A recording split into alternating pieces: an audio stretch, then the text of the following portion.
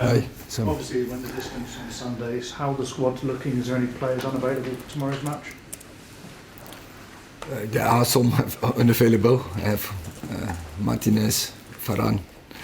We have to see how Bruno Fernandes is. We don't know yet, it's a question mark.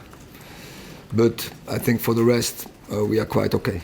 We obviously saw the image of the protective boot and the crutches online, but the fact he might be involved tomorrow suggests that he's avoided serious injury, is it? Yeah, it's more often that players that we protect them, prevention, but it has to settle down. So we all have seen he played full game, and it happened in the first half. But yeah, Thursday, so tomorrow is quick, but we have to see coming hours what is possible. You come into a few of these press conferences and said about your team that has not done well and you've got to bounce back. Your opposite number tomorrow has got to do exactly the same thing. How difficult will that make it for Manchester United? We had some.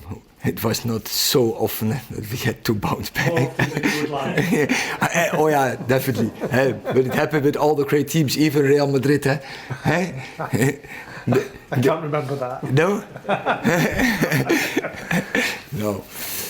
No, but it's obvious. They had really bad defeat, and of course then they are mad, and that can be fuel for bounce back. Yeah, but as I said, but it's about us, and opponent can never be more hungry as we. And that is how we have to prepare the game, and so make sure tomorrow we are ready to go front foot and be dominant and dictate the game. How have you done it on the odd occasion this season that it's happened? Because you've clearly got good players. You say all the time that they've proved that they're good players, but when they don't play to your expectations, what do you tell them? What do you say? It's not always the same. It depends on what is the reason behind, and then it depends on the reason you tell them. So it's about situational leadership. I call it. Call it what? Sorry. It's from out of the situation. Right. You take the lead. You give the message. So that depends on the occasion. Right. Okay. Thank you. Richard. Erik, what sort of significance do you put on this game in terms of the goal of finishing in the top four? Because when you look at the points you've already accrued, the games in hand, the relative position of the two teams, how significant would a victory in this match be in terms of securing your goal? Very. You see the table, then it's quite clear. But our approach will not change. Our approach is we want to win every game. Doesn't matter who the opponent is.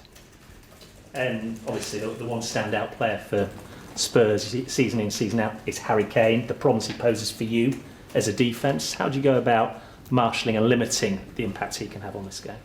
It's quite clear. His impact on the game from Spurs, yeah. And yeah, we have a plan, of course, before for that. And yeah, home game we did very well. So for tomorrow we need that very good plan as well. You have to defend them as a team, and he's a clever player. So don't allow him to come in the situations. He can have a big impact on their game. Rob. Erik, you spoke about bouncing back there and the setbacks you've had this season. How impressed in terms of what you've got character-wise in the group, that games like the Brentford match, you followed it up with a win, the defeat at Anfield, you followed it up with a win. What does that say about your players, do you think?